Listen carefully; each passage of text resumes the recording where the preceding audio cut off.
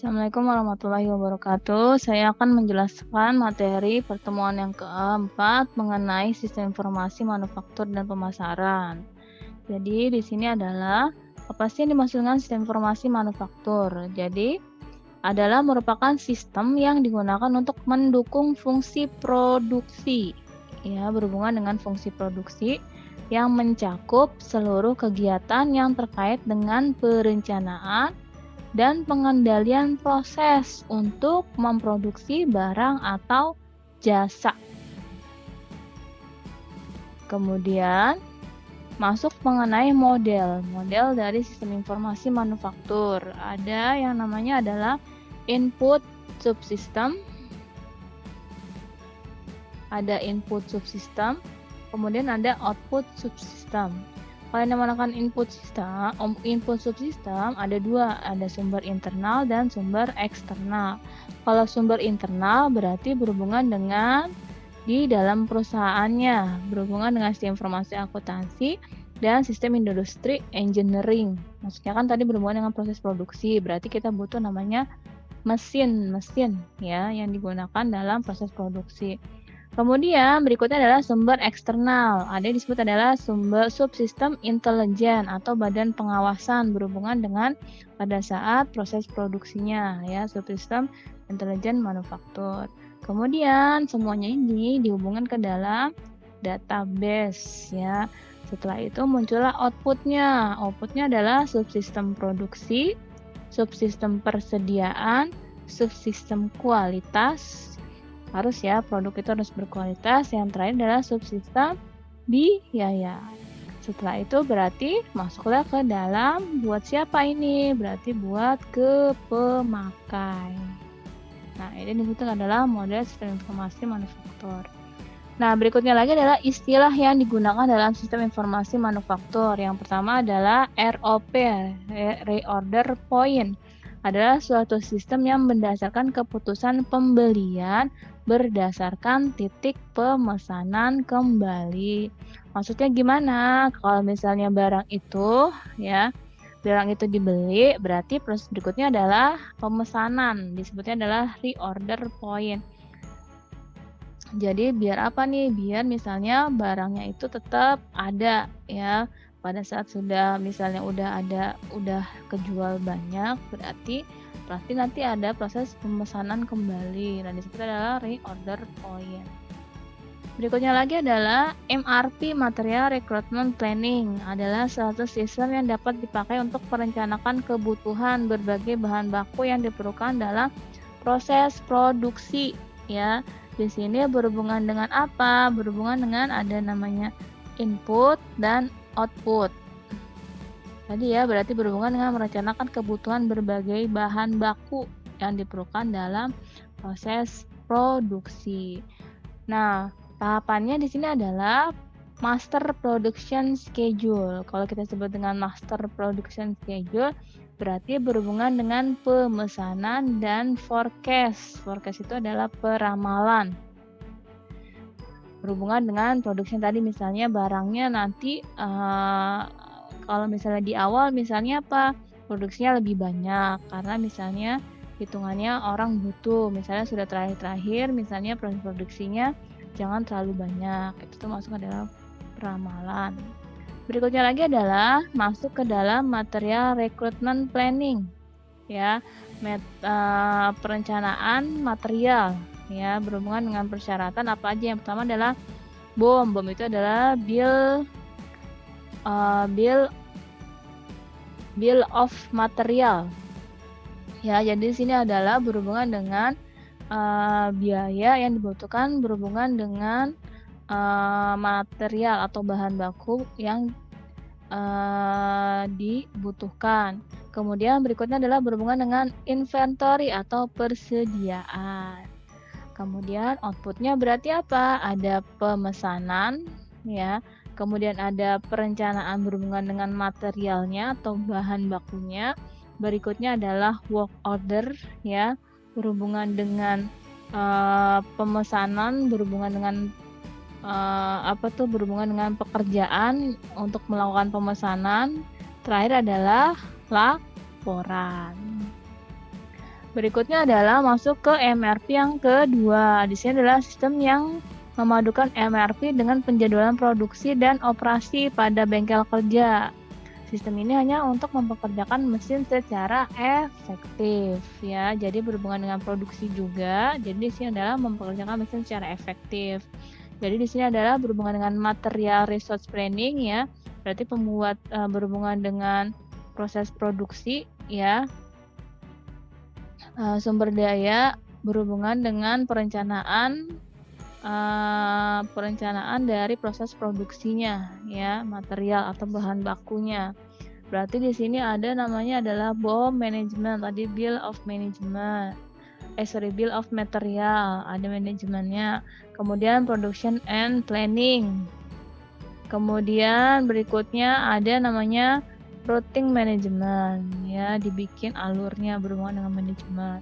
Kemudian production entry ya, berarti melakukan memproduksi barang tersebut. Kemudian planning and schedule, harus direncanakan ya, berhubungan dengan produksinya. Berikutnya lagi adalah material management, berhubungan dengan bahan baku. Berarti kita berhubungan dengan siapa? Ada suppliernya. Jadi kita membuat pemetaan berhubungan dengan suppliernya. Berikutnya adalah planning dan schedule ya, berhubungan dengan bahan baku. Berikutnya adalah store management. Berarti berhubungan dengan manajemen penyimpanan dari si bahan baku tersebut.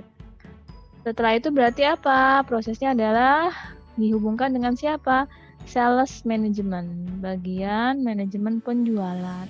Berhubungan dengan siapa? Ada pelanggan, ada pengiriman, ada manajemen pemesanannya seperti apa. Berikutnya lagi adalah dispatch plan and scheduling ya, berhubungan dengan proses pengiriman yang terjadwal. Berikut lagi adalah istilah yang digunakan adalah JIT atau just in time. Di sini adalah suatu pendekatan yang menjaga arus bahan baku melalui pabrik agar selalu dalam keadaan minimum ya, dan mengatur bahan baku tiba di bengkel kerja pada saat diperlukan atau tepat pada waktunya ya. Jadi maksudnya just in time. Jadi misalnya kalau kita perlu bahan baku, berarti barangnya ada. Nah, berarti ya berhubungan dengan siapa nih just in time? Berarti ada pemesanan dari customer. Berikutnya, bagian manajer inventory mengontak siapa? Supplier, karena ada pemesanan barang. Kemudian supplier mengirimkan komponen and raw materialnya masuk ke production line. Ya, berhubungan dengan penjualannya.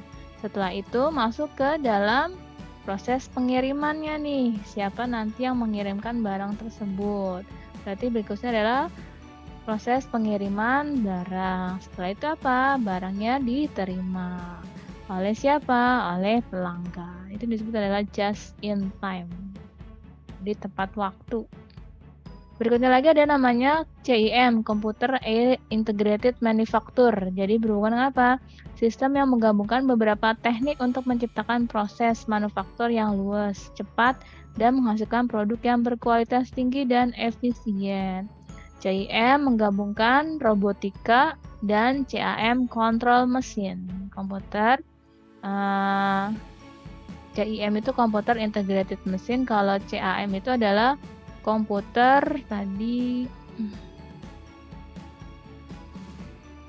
kalau CAM itu Computer Aided Manufacture. Jadi berhubungan dengan di sini adalah robot ya, yang terlibat di sini adalah robot pada saat proses produksi dikelola oleh ini, namanya CAM, Computer Aided Management. Nah, itu disebut adalah CIM, Computer Integrated Manufacture. Berikutnya lagi adalah penggunaan komputer sebagai bagian dari sistem produksi fisik ya. Jadi ada penggunaan komputer. Pertama adalah CAD, Computer Aided Design. Jadi apa? Sistem yang menggunakan komputer untuk merancang suatu produk manufaktur. Misalnya mau merancang mobil, pakai programnya misalnya pakai CAD ya.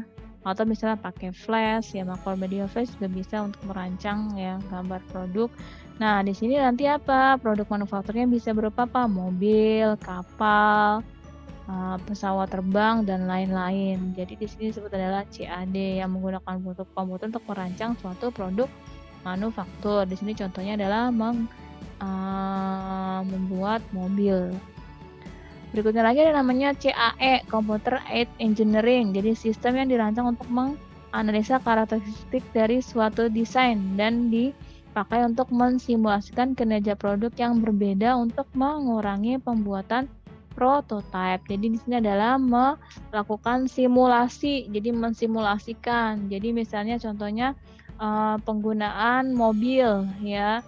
Jadi dibikin simulasinya bentuknya adalah 3 dimensi ya, kayak bikin video. Jadi nggak perlu lagi pembuatan prototipe tapi pakai simulasinya aja ya, misalnya menggunakan video. Berikutnya lagi ada CAM, Computer Aided Manufacture ya, jadi sistem yang berbasis komputer yang digunakan untuk mengontrol suatu proses produksi. Tadi sempat dibahas ya. Jadi yang mengaturnya disebut namanya adalah CAM ya, mengontrol berhubungan dengan robotika tadi ya, robot-robot pada saat proses produksi, misalnya ada mesin-mesinnya. Berikutnya lagi ada namanya CAPP ya. Di sini kalau CAPP itu adalah Computer Aided Process Planning ya, berhubungan dengan prosesnya. Misalnya digunakan untuk merencanakan urutan proses untuk memproduksi atau merakit suatu komponen. Tadi ada CAD berhubungan dengan desainnya, design knowledge, bisa menggunakan 3D atau CAD model. Kemudian ada CAPP berhubungan dengan proses planning knowledge-nya, proses planning-nya. Kemudian ada manufacturing knowledge ya, menggunakan CAM, Computer Aided Manufacture ya, jadi menggunakan coding. Ya, tadi misalnya mengatur robot ya untuk proses produksi, berarti ada misalnya menggunakan kode program. Nah, berikutnya adalah robotik.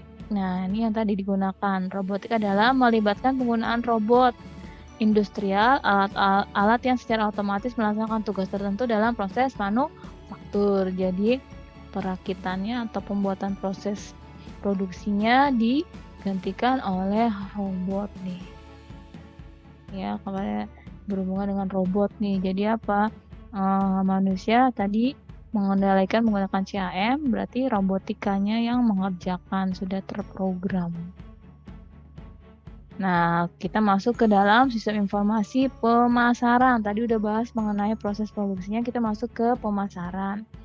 Apa sih yang maksud dengan pemasaran? Pemasaran adalah kegiatan perorangan dan organisasi yang memudahkan dan mempercepat hubungan pertukaran dalam lingkungan yang dinamis melalui penciptaan, pendistribusian, promosi, dan penentuan harga barang, jasa, dan gagasan. Ini dinamakan dengan pemasaran. Tadi ya, melalui penciptaan, misalnya saya menciptakan produk ya, kemudian saya prosesnya adalah mendistribusi ya, barangnya mulai didistribusikan. Berikutnya adalah gimana caranya barang itu laku, melakukan promosi. Setelah itu adalah proses penentuan harga. Ini harga produknya mau dijual berapa nih? Kemudian mau dijual itu berupa apa? Barang, jasa, atau gagasan. Berikutnya adalah masuk ke dalam sistem informasi pemasaran. Berarti adalah merupakan sistem informasi yang menyediakan informasi untuk memecahkan masalah pemasaran di perusahaan. Ya, tadi ya gimana caranya tuh ya berhubungan dengan pemasarannya ya. Nah, berarti dimasuk dalam sistem informasi pemasaran.